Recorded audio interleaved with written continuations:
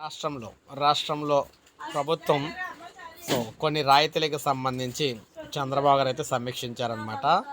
అయితే ఇందులో భాగంగా చూసుకున్నట్లయితే ఈయన కొన్ని విధంగా చేశారంటే సోలార్ రూఫ్ టాప్ల వల్ల బిల్లుల భారం అయితే తగ్గిందని చెప్పేసి చెప్పడం జరిగింది.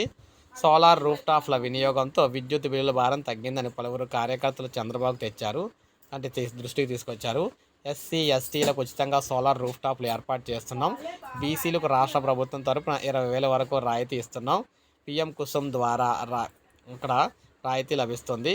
ఉత్పత్తి అయిన సౌర విద్యుత్తును వినియోగించుకోగా మిగిలిన దాన్ని గ్రిడ్కు విక్రయించవచ్చు.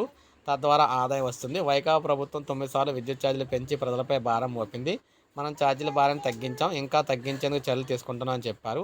మే 15 పంటలకు నీళ్లు ఇస్తామని చెప్పారు. జిల్లాలో యోగా గురువులు అయితే జిల్లాల వారీగా నియమిస్తాను కూడా సెక్షన్ ఇచ్చి నియమిస్తామని చెప్పారు. అంటే రాబోయే రోజుల్లో కరెంటు బిల్లు అయితే తగ్గిస్తా అని చెప్పేసి ఈయనైతే చెప్పడం అయితే జరిగిందనమాట.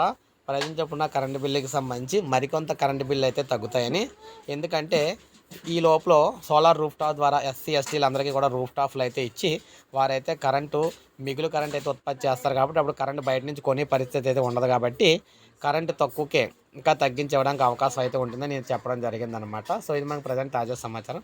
లైక్ చేయండి, సబ్స్క్రైబ్ చేసుకోండి. మంచి